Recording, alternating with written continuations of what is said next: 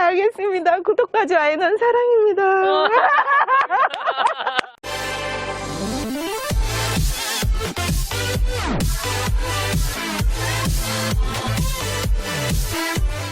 안녕하십니까.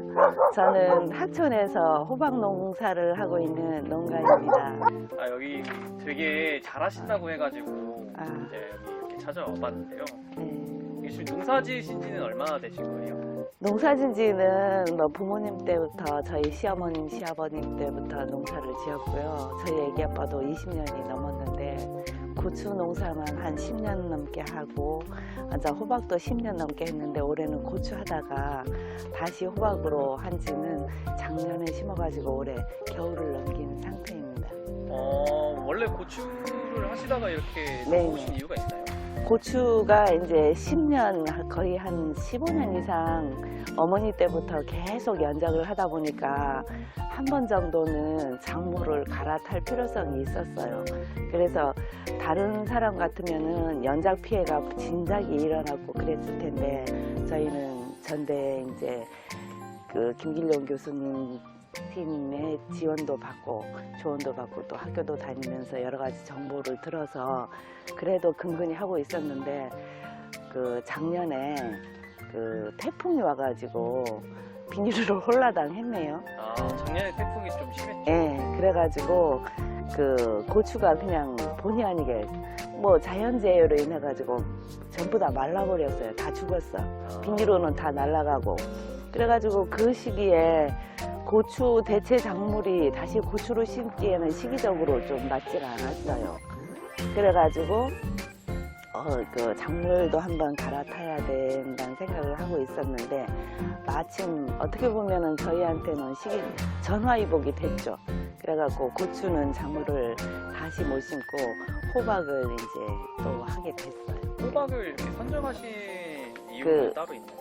호박을 그 시기에는 시기적으로 다른 작물이 들어올 게 없었는데 또 경험이 애기 아빠가 한 10년 넘게 호박을 해봤기 때문에 그 조금 늦어도 그 당시에 10월이었기 때문에 원래 호박은 9월 정도 심는다고 해요. 근데 시기적으로 맞지는 않았지만 좀 늦은 감이 있어도 호박을 했어요. 그래갖고 작년 넘기고 지금 모수는 거의 다 내려간 상태고 보면은 중간에 집어갖고 지금 두 번째 자순 세대가 올라와 있는 거거든요. 지금 여기 보면은 원래 순이 저 밑에 있어요. 근데 이거는 새로 나온 자순생 두 번째 고모버기랑 같은 거예요. 어떻게 보면 한 번 심어서 시즌 2를 만든다고 봐요. 모종은 어떤 거 쓰시는 거예요? 모종은 저희가 이제 그 저쪽에 육묘장이 있어요. 저희가 모종은 하진 않습니다. 모종까지는 저희가 키우지 않고 육묘장에서 받아가지고 그냥 정식만 하고. 그러면 씨앗 파종 시기랑 수확 시기는 어느 정도가 될까요? 씨앗 파종은 이제 육모장 단계이기 때문에 이제 뭐 예를 들어서 45일, 뭐 50일 뭐 이렇게 키우는지 자세히는 잘 모르겠는데 보통 통상적으로는 이제 9월 중순에 파종한다고 했는데 저희 실제로 이 호박은 이제 10월 그때 태풍 때문에 10월이 넘어서 10월 중순쯤 12일 정도 10월 중순쯤에 그때 이제 아주 심기를 했거든요. 이게 보통 겨울에 들어가는 작물인가 봐요. 근데 이거는 겨울에 수확하고 봄을 넘어갔고 저희는 지금 예상은 5월 중순까지 저희 5월 말까지 가긴 하는데 6월에 이제 이게 나락 삐고 밀 갈고 이런 시기적으로 교체하는 시기가 있어요. 그러면 그때는 매일 지금처럼 들어와서 수정을 하고 호박을 따고 뭐 이런 일을 못해. 앉아 일이 겹쳐가지고 그때는 이제 5월 중순쯤 해가지고 저희가 이제 철거를 할 생각이 예정 5월 말이나 6월 되면은 이제 밀을 비고 이제 그 벼를 심어야 되기 때문에 그때는 아주 바빠요. 굉장히 특이한 게 네네. 꽃이 이파리가 다 잘라져 있어요. 아, 그게요.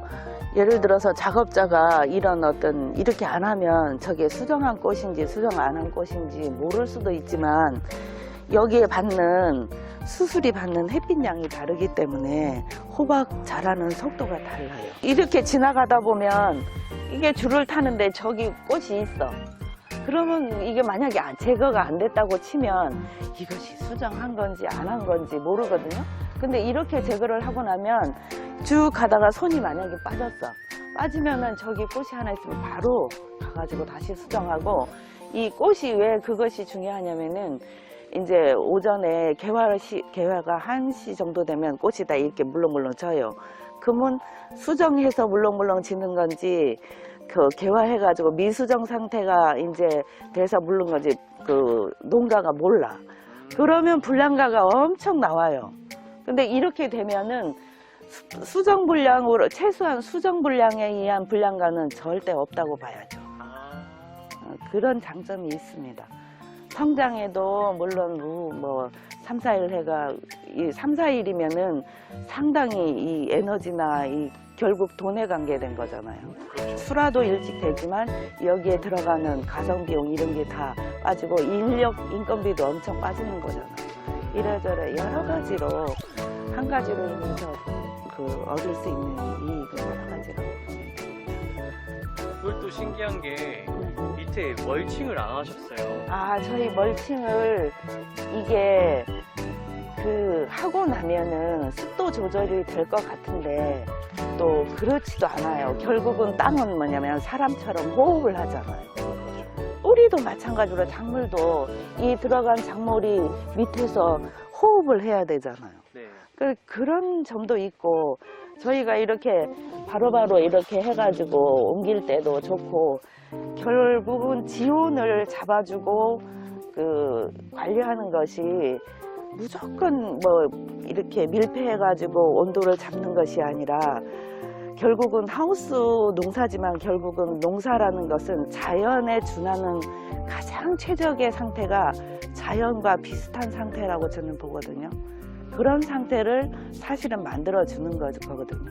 근데 단점도 있어요. 풀을 매일매일 매줘야 되는 거예요. 그렇죠. 보통 이제 멀칭하시는 분들이 그거 안 하면 풀이 너무 많이 나요. 저는 풀을 매일매일 매줘요. 솟는 대로. 너무 힘드실 것 같은데 풀 매는 것도. 매일. 풀 때문에 멀칭을 하고 그러는 것 같은데, 사실은 보면은 풀이 이렇게 해가지고 불룩하게 이렇게 올라와요. 그러면 제가 할 방법이 없잖아요. 그러니까 숨구멍을 만들어주면 그 사이를 솟고, 어떻게 보면은 멀칭을 한다고 하면은 한 마리 토끼는 잡을 수 있지만 그거로 인해서, 안함으로 인해서 얻을 수 있는 여러 가지 유익한 것은 저는 다 놓친다고 봐요. 대신에 제가 좀 고달프죠.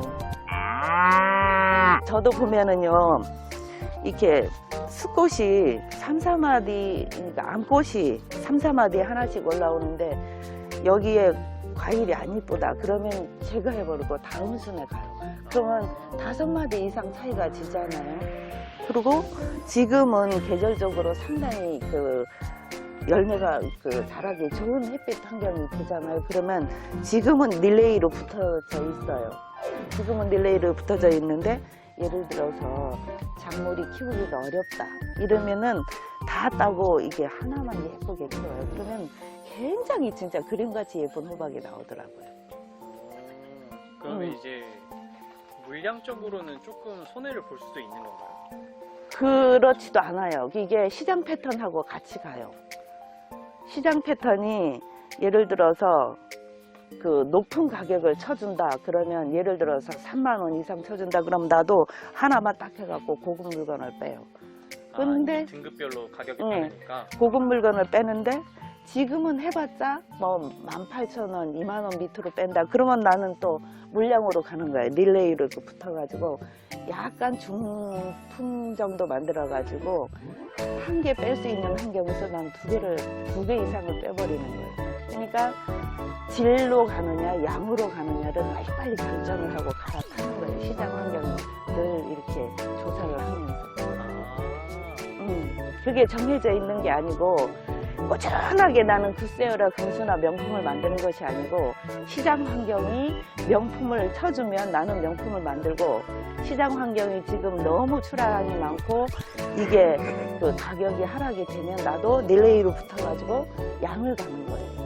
굉장히 네, 굉장히 중요한 거예요. 이게 그 지금 소비 패턴하고 시장하고 농가하고 절대로 각각 떨어지는 게 아니거든요. 그러면 시장하고 소비가 지금 돼가는가에 그 물가 가격 동향을 봐가면서 이게 나게 얼마나 붙일 것인지 지금 따낼 것인지 결정을 빨리빨리 하면서 역시 평당 그 가격을 많이 많이 내시는 분들은 이유가 있으시네요. 네, 그러니까 내가 명품 하나를 다 10개 중에 명품 하나를 만들어 갖고 하나에 예를 들어서 10만 원을 받느냐 아니면 그 10만 원이 10,000원 단위로 되면 나도 10개를 만들어서 10,000원을 해갖고 10만 원을 채우느냐.